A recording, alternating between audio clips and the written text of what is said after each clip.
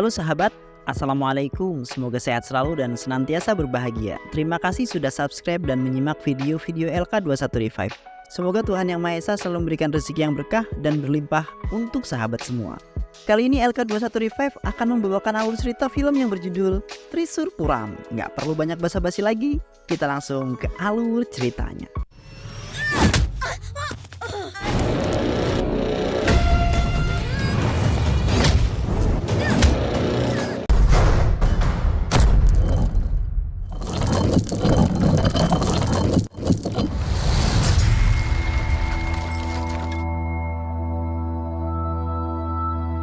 Di awal film, kita akan diperlihatkan dengan seorang mafia yang bernama Edak yang akan melakukan sebuah transaksi emas ilegal dengan saingannya.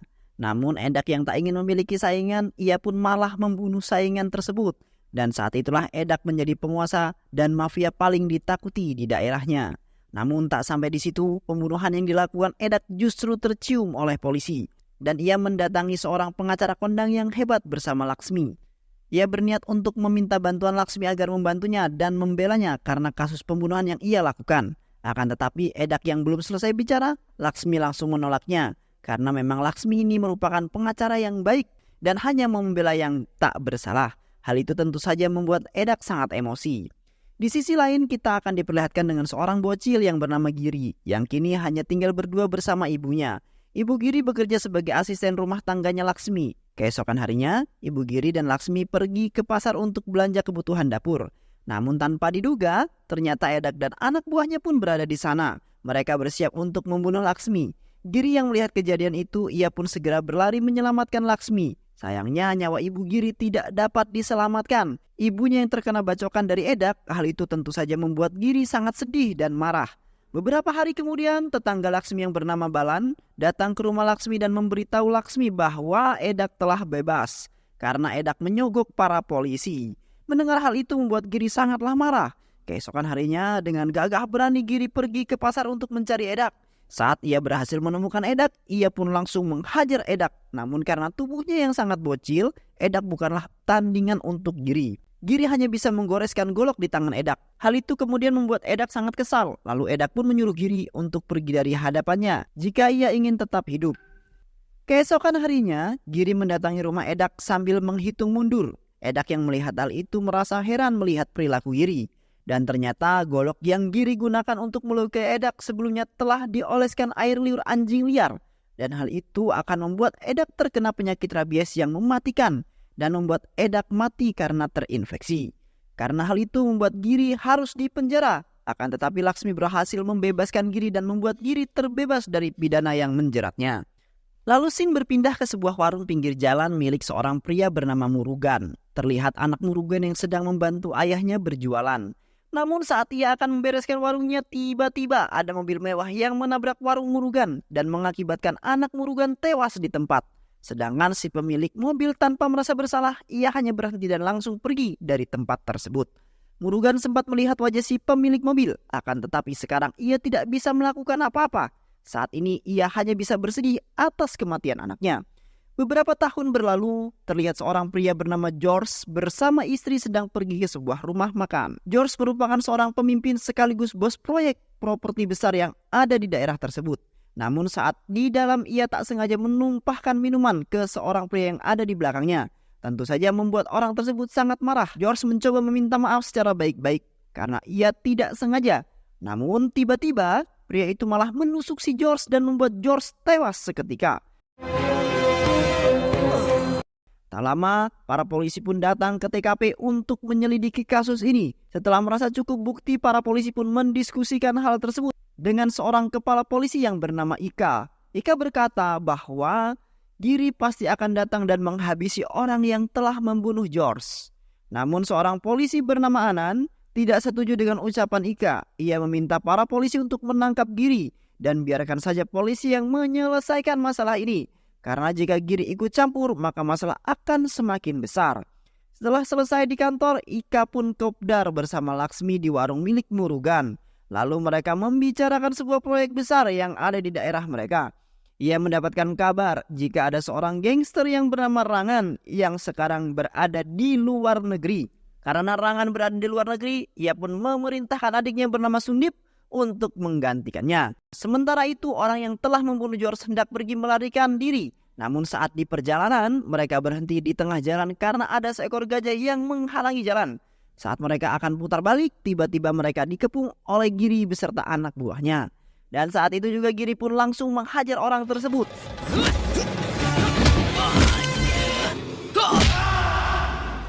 Keesokan harinya, para polisi mendatangi tempat proyek yang dijalankan oleh George. Polisi memerintahkan untuk menutup proyek ini sementara waktu. Dikarenakan setelah kematian George, proyek ini menjadi tidak jelas. Di kantor polisi terlihat Sundip sedang memprotes keputusan polisi karena dirinya tidak setuju jika polisi menutup proyek tersebut. Saat Sundip akan pergi dari kantor polisi, ia berpapasan dengan Giri yang saat itu datang ke kantor polisi untuk memberikan pendapatnya jika Giri sangat setuju dengan keputusan polisi. Namun Anan yang sedari awal tidak menyukai Giri, ia malah membentak Giri. Akan tetapi Giri tidak memperdulikan perlakuan Anan. Ia berkata bahwa jika tidak pernah mencari ribut dengan siapapun, ia hanya melindungi orang yang baik dan orang yang ia sayangi. Setelah di kantor polisi, Giri pun pulang ke rumah. Giri memiliki seorang anak yang cantik dan seorang istri yang bernama Fanny. Giri memiliki sebuah usaha air mineral miliknya sendiri. Ia merupakan seorang yang sangat disegani karena kebaikannya. Bahkan ia mampu menciptakan lapangan kerja untuk orang-orang yang nganggur di daerahnya. Saat mereka sedang istirahat, tiba-tiba ada dua orang pemuda yang mendatangi tempat Giri. Saat itu seorang pria bernama Sibala menghampiri pria tersebut dan menanyakan keperluan mereka. Pria tersebut berkata bahwa jika ia ingin merental mobil Giri, mereka mengaku bahwa ayah mereka adalah teman Balam. Akan tetapi ayah mereka telah meninggal. Balam pun menceritakan hal itu kepada Giri. Giri yang sudah menganggap Balam seperti ayahnya, ia pun bersedia merentalkan mobil miliknya. Ternyata pria itu menggunakan mobil Giri untuk merampok emas yang akan dipindahkan. Mereka menipu Giri dan memanfaatkan Giri dan ingin menghancurkan Giri. Polisi yang mendengar berita perompakan ia pun datang ke TKP untuk menyelidikinya. Lalu mereka meminta anak buahnya untuk menangkap Balam karena ada indikasi Balam terlibat dalam perampokan ini. Giri yang mendengar kabar tersebut, ia pun segera menyembunyikan Balam agar Balam terhindar dari hal yang tidak diinginkan.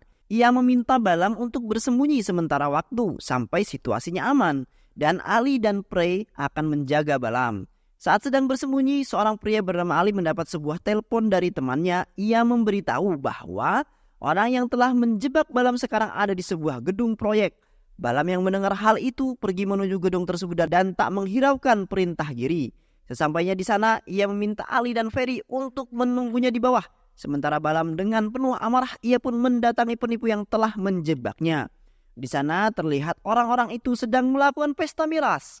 Balam terus mengocahi mereka, akan tetapi mereka tidak memperdulikannya. Tak lama setelah itu, Sundip pun datang di tempat itu dan ternyata semua itu adalah ulah Sundip. Ia membuat skenario palsu untuk menghancurkan Giri. Tanpa basa-basi, Sundip pun langsung menghabisi Balam. Ferry dan Ali melihat hal itu mereka sangat sedih. Saat itu juga mereka dikejar oleh anak buah Sundip karena mereka takut kelakuannya terbongkar. Mereka pun mengejar Ali dan Repi. Ali kemudian menelepon Giri untuk meminta bantuan. Mendengar hal itu, Giri pun dengan cepat datang ke TKP dan menghabisi semua anak buah Sundip.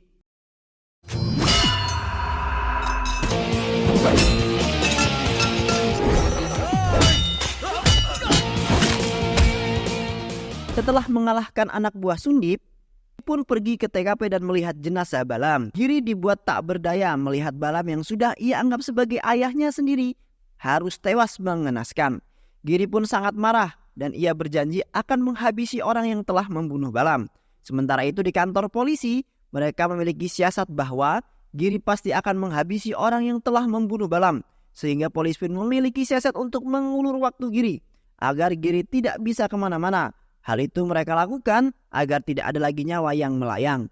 Keesokan harinya, para polisi pun datang ke pabrik milik Giri. Mereka memberikan Giri beberapa pertanyaan mencoba untuk mengulur waktu Giri agar Giri tidak bisa kemana-mana dan menggagalkan rencana Giri untuk balas dendam. Dan setelah berjam-jam mereka berbicara, polisi pun merasa semuanya telah selesai dan mereka pun pergi dari pabrik Giri. Lalu Giri mendapatkan telepon dari anak buahnya. Saat ini mereka menemukan keberadaan Sundip. Tanpa pikir panjang, Giri pun memerintahkan anak buahnya untuk segera menghabisi Sundip.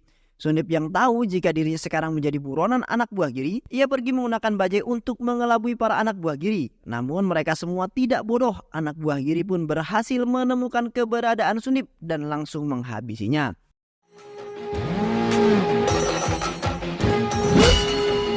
Rangan yang mendapatkan kabar bahwa adiknya dihajar hingga koma, ia pun memutuskan untuk kembali ke India. Sang dokter berkata bahwa karena luka yang Sunip alami sangatlah parah dan mungkin mustahil ia bisa tetap hidup. Mendengar hal itu membuat Rangan sangatlah marah. Beberapa hari kemudian, di persidangan terlihat Laksmi sebagai pengacara Giri dan pengacara Rangan sedang adu argumen. Pengacara Rangan berkata bahwa ini adalah pembunuhan berencana, sedangkan Laksmi mengatakan bahwa ini adalah hanya sebuah kecelakaan. Lalu hakim meminta keterangan dari saksi mata saat kejadian. Pria tersebut berkata bahwa itu hanya sebuah kecelakaan. Hal itu dilakukan oleh Giri karena ternyata adalah orang yang sangat baik dan Giri sangat berjasa di hidupnya, sehingga ia pun ingin Giri terbebas dari hukuman. Karena setelah keterangan itu dan tidak adanya bukti yang cukup, hakim pun memutuskan bahwa Giri tidak bersalah dan Giri dibebaskan. Saat di perjalanan pulang, Giri mencoba menelpon istrinya di rumah. Akan tetapi Giri tidak bisa menghubungi nomor Feni. Hal itu membuatnya sangat khawatir. Lalu Ika pun menelpon Giri dan memberitahunya bahwa Feni telah diculik. Saat di kantor polisi, ia melihat sebuah rekaman CCTV dari kepolisian. Dan setelah melihat hal itu, ia pun langsung mencari keberadaan orang yang telah berani menculik istrinya. Tak butuh waktu lama, mereka pun berhasil menangkap penculik itu.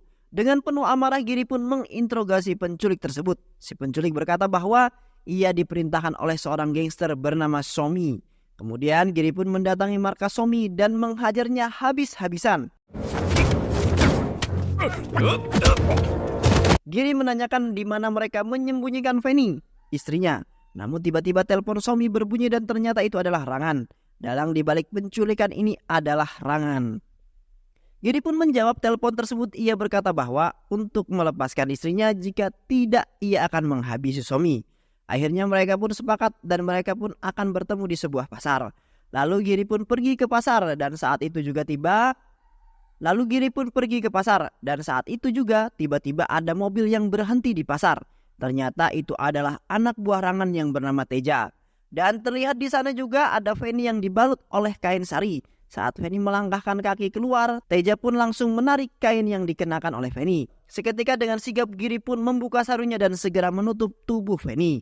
Setelah kejadian itu, Feni menjadi pendiam dan membuat Feni merasa frustasi. Lalu Giri pun datang dan duduk di sebelah Feni. Feni kemudian berkata bahwa ia tidak terima dengan ini semua, bunuh mereka semua. Mendengar perkataan istrinya, Giri hanya terdiam. Tak lama setelah itu, Rangan menelpon Giri. Ia berkata bahwa karena Giri telah membuat adiknya koma, ia akan membakar pabriknya. Dan benar saja, saat itu juga Giri pergi ke pabriknya dan melihat pabriknya yang sudah terbakar hebat. Keesokan harinya, Giri mencari informasi tentang Teja. Akhirnya ia pun berhasil menemukan informasi tentang Teja. Giri pergi ke klub malam untuk mencari keberadaan Teja.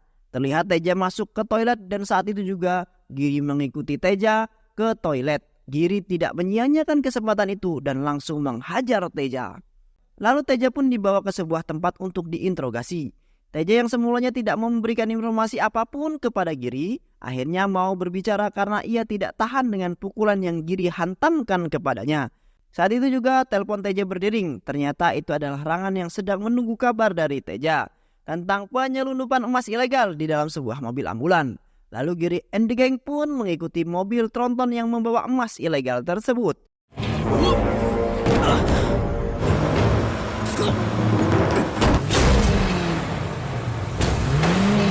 Setelah perjalanan yang cukup menegangkan, akhirnya Giri pun berhasil menguasai mobil ambulan yang membawa emas ilegal. Rangan yang mendengar kabar emasnya dibegal, ia sangat marah dan memerintahkan seluruh anak buahnya untuk melakukan operasi di perbatasan kota. Keesokan harinya, Rangan dibantu polisi untuk melakukan razia untuk menemukan mobil ambulan yang dibawa oleh Giri. Setelah berjam-jam, mereka tak melihat satupun ambulan yang melewati jalan tersebut. Dan saat mereka sedang berdiskusi, terlihat ada sebuah mobil bus lewat. Namun mereka tidak memperdulikannya. Ternyata dengan kecerdikan Giri, ia menyembunyikan emas tersebut di dalam bus. Lalu setelah bus itu sampai ke pabrik Giri, ia langsung mengubur emas itu. Tak lama kemudian, Anand datang dengan sombongnya. ia menanyakan di mana Giri menyimpan bus tersebut. Hal itu membuat Giri marah dan meminta Anand untuk jangan mengusik hidupnya. Giri pun memberikan emas itu kepada pemiliknya, juga tak lupa ia bagikan kepada orang-orang yang membutuhkan. Lalu setelah itu Giri membawa Teja ke sebuah pinggir desa. Di sana ia menggoreskan golok ke tangan Teja, lalu ia melepaskan Teja. Hal itu membuat Teja bingung kenapa Giri melepaskannya. Keesokan harinya Rangan menjenguk Teja di rumah sakit. Dokter memberitahunya bahwa Teja terkena infeksi rabies. Ternyata golok yang saat itu Giri goreskan ke tangan Teja sebelumnya telah ia beri air liur anjing liar. Dan hal itu yang membuat Teja terkena rabies. Dan tak lama lagi Teja akan mati. Di sisi lain, anak buah Giri yang bernama Ganesh bersama pacarnya datang menemui Giri. Ia berkata bahwa ia akan kawin lari karena orang tuanya tak juga memberikan restu kepada mereka berdua. Ganesh berkata bahwa ia sangat mencintai kekasihnya. Ganesh dan kekasihnya akan pergi ke luar kota.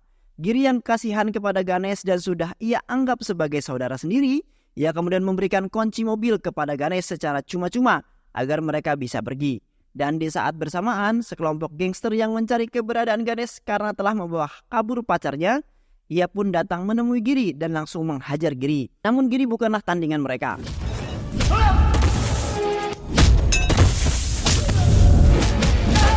Pada akhirnya Giri pun berhasil mengalahkan mereka semua. Dan saat itu juga Rangan datang untuk menghajar Giri. Namun saat Giri akan menghajar Rangan, tiba-tiba ia ditusuk oleh seseorang. Dan ternyata itu adalah Ganesha. Hal itu ia lakukan karena Ganesh kesal kepada Giri. Karena Giri tidak memberikan emas dan malah memberikan emas itu kepada orang miskin. Dan ternyata Ranganlah dalang dari semua ini. Ia meminta Ganesh untuk membunuh Giri dan ia akan membayar dengan harga yang sangat tinggi. Jika Ganesh berhasil membunuh Giri, selama ini Ganesh telah berkhianat kepada Giri. Karena luka yang cukup dalam, membuat Giri pun tumbang, lalu mereka pun pergi meninggalkan Giri yang sekarat. Ganesh dan pacarnya pun pergi ke sebuah penginapan untuk beristirahat sejenak. Namun tiba-tiba saat mereka sedang beristirahat, terdengar ada seorang yang mengetuk pintunya. Dan ternyata itu adalah Feni dan anak buah Giri. Hal itu tentu saja membuat Ganesh sangat terkejut, dan ternyata kekasihnya lah yang telah memanggil Feni kemari. Hal itu ia lakukan karena ia kecewa dengan Ganesh. Memang pada awalnya ia sangat mencintai Ganesh. Akan tetapi saat itu ia tak sengaja melihat Ganesh membunuh Giri dengan sangat brutal. Dan hal itulah membuat dirinya kecewa kepada Ganesh. Lalu anak buah Giri pun langsung menusuk Ganesh hingga tewas mengenaskan. Keesokan harinya Rangan dipaksa rekan bisnisnya untuk ganti rugi semua emas-emas ilegal yang hilang dan dicuri. Saat itu juga Rangan mendapatkan kabar dari asistennya bahwa Giri masih hidup. Dan dia ingin bertemu dengan Rangan untuk mengembalikan semua emas yang telah ia curi pada saat itu. Rangan yang tidak ada pilihan lain, ia pun menyetujuinya karena ia sangat butuh emas itu. Dan lagi melihat kondisi Giri yang saat ini yang masih sangat terluka, membuat dirinya semakin yakin bahwa ia bisa membawa emasnya kembali. Lalu Rangan pun pergi ke tempat yang dikatakan Giri. Tak lama setelah itu Giri pun datang menemuinya. Melihat kondisi Giri sangat memprihatinkan, ia berjalan menggunakan tongkat mendekati Rangan.